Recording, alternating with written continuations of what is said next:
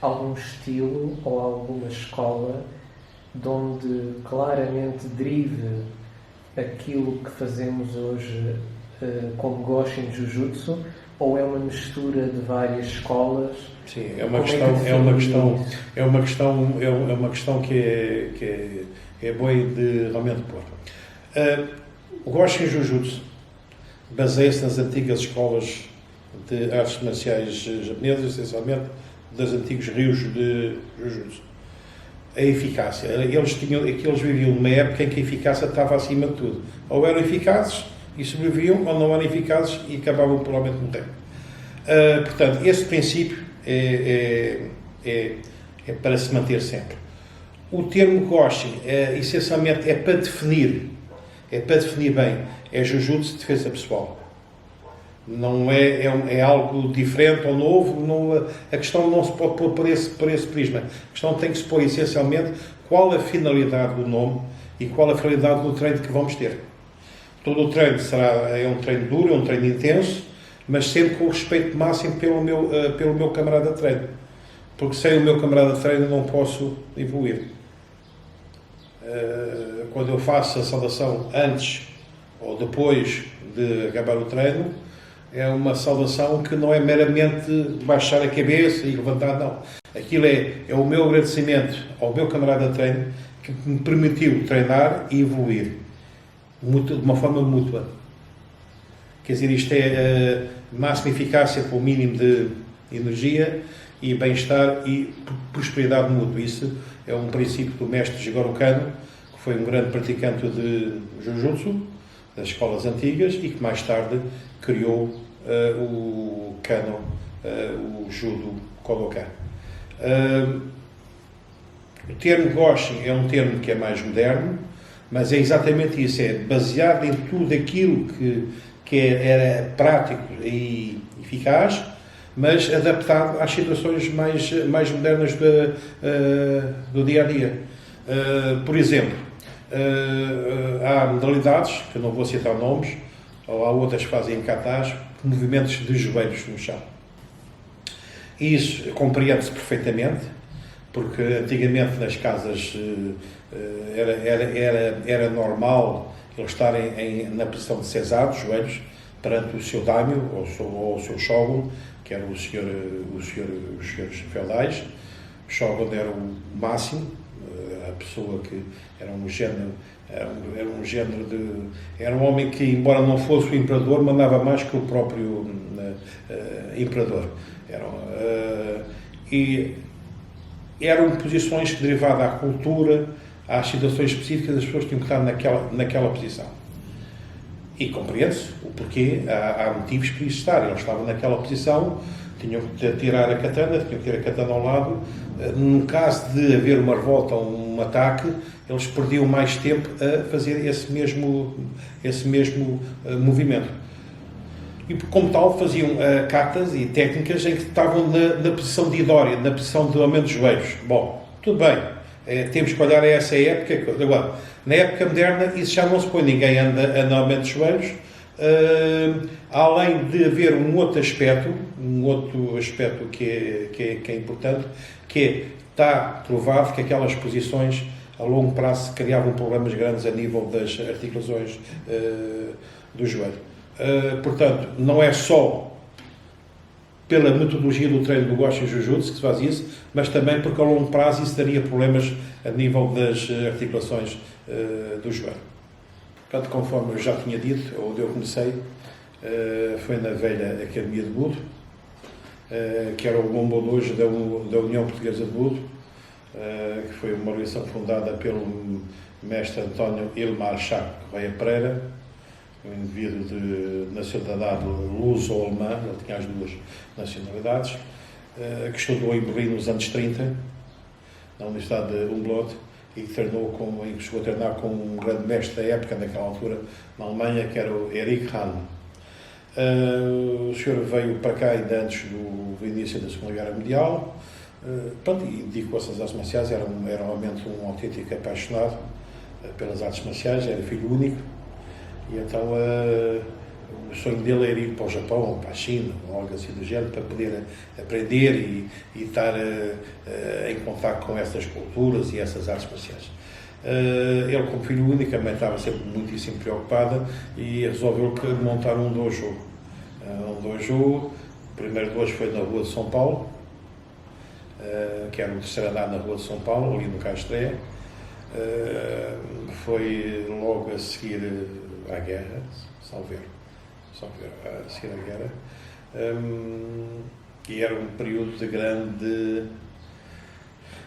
muito mais pioneirismo do que quando eu comecei. Quando eu comecei já havia alguma coisa formada, naquela altura não havia nada. Eles tinham o hábito de, mal chegava um navio japonês ao porto de Lisboa, iam logo, através de conhecimentos que tinham, da própria embaixada japonesa, iam logo lá ter ter com os tripulantes e com os oficiais desses navios, a perguntar se havia algum mestre de artes marciais, ou de judo, até, ou seja, logo que fosse, que pudesse lá estar e ir ensinar a coisa. Além das aulas que ele dava, não é? E isso acontecia, às vezes havia indivíduos que vinham nesses navios, que tinham realmente conhecimentos, tinham treinado até antes da guerra no Japão, e portanto estavam na chamada marinha mercante, já não era marinha de guerra, era marinha mercante, e iam ou dois ensinar e esse. Ao fim de algum tempo, o dojo era muito pequeno, havia muita dificuldade em estacionar, embora naquela altura houvesse poucos automóveis, aquilo era mesmo na Rua de São Paulo, era muito difícil. Abriram então um dojo na Rua Visconde de Seabra, que era mesmo em frente à estação de comboios de Entre Campos. Em que ano? Ano 59. Foi no ano 59. Tinha eu 3 anos quando isso. Ali treinava-se o judo antigo, as técnicas de jiu-jitsu, mais tarde introduziram o karatê. Que foi na década de 64, 66, mais ou menos, nesses anos, foi na década de 60, no ano de 64, 66, assim, mais ou menos. Eu era um miúdo, não me lembro, mas pela conversa que tinha com o Dr. João Luís Franco Pires Martins, ele explicava isso, e foi, apesar das muitas dificuldades que tiveram, porque às vezes começavam a aprender as katas, as cartas do karatê, através de livros, através de vídeos, porque era muito difícil. Bom, não havia documentos. Como eles eram homens que faziam o judo antigo, em que havia treino de realmente atividade, pancada com os pés, pancada com os punhos, com os meus, etc., foi-lhes relativamente mais fácil fazer a transição para a prática do karatê. Nesses homens, temos a salientar homens bastante alguns incríveis já contam. O caso do mestre Raul Cerveira, que contou há relativamente pouco tempo, como eu disse há dias. O mestre Alexandre Guefão, o mestre Francisco Alveio, o mestre Ceia e muitos outros. Que a memória agora não me veio, não me consigo recordar agora dos nomes todos. Teria que fazer um estudo muito mais exaustivo para dizer isso. Bom, o que é que isso acontece? Depois, há o início, abre também um departamento de Aikido. Naquela altura foi um aluno do mestre Stobars, que estava cá e foi convidado a dar aulas. Ele disse que não achava que tinha grandes condições para isso, então convidou o mestre Stobars a dar aulas de Aikido na velha Academia de Budo. Posteriormente, claro, o mestre Stobars fez a sua escola, fez a sua linha, e então chegou a vir cá grandes mestres no Japão, na área do Aikido, o mestre Hirozuku Kobayashi, o mestre Honda, etc. Bom, eu comecei na altura de 73. E na altura de 73 o tipo de treino que a gente fazia era um treino bastante giro, porque fazíamos o judo. Aliás, eu, por aquela quantia de 250 escudos, podia fazer karatê, judo, aikido, era tudo pelo mesmo preço. Fazíamos o judo era feito com chaves às pernas e chaves ao pescoço, naquela altura. Tínhamos o cuidado, quando fazíamos com mais dinâmica, o treino de chaves às pernas ou chaves ao pescoço, fazíamos não como forma de comiúcha, de randori, de resistência, mas mais de entreajuda, e há só por razões de segurança, porque uma chave ao pescoço ou uma chave numa perna, que tem implicações com a coluna vertebral, pode ser extremamente perigoso. E depois, a seguir, fazíamos a aplicação dessas técnicas todas. Portanto, de uma forma de aplicação da parte judô, depois para a parte de prática do jiu-jitsu. Foi com isto, no fundo, está a reforçar aquilo que eu já disse há alguns dias, mas que já com mais pormenores. Houve uma altura, derivado a questões graves de doença, o mestre Correia Pereira morreu, o Dr. João Luís Franco Pires Matias, por razões de saúde graves, também teve que se afastar, e portanto aquilo andou assim um bocadinho, como é que se diz, um bocadinho à nora, isto falando assim português. As coisas já não tinham aquela diretriz, aquela cadeia de comando que era necessário para assim dizer. Apesar de os mestres que lá estavam, eram mestres muitíssimo bons. Eu lembro-me que no Karaté e no Aikido estava o mestre Leopoldo Ferreira, que era um excelente praticante e professor. Estava também o mestre João Luís, na área do Aikido, que era também um excelente técnico. O José Manuel Araújo, também um excelente técnico, que atualmente é o presidente da União Utilizador.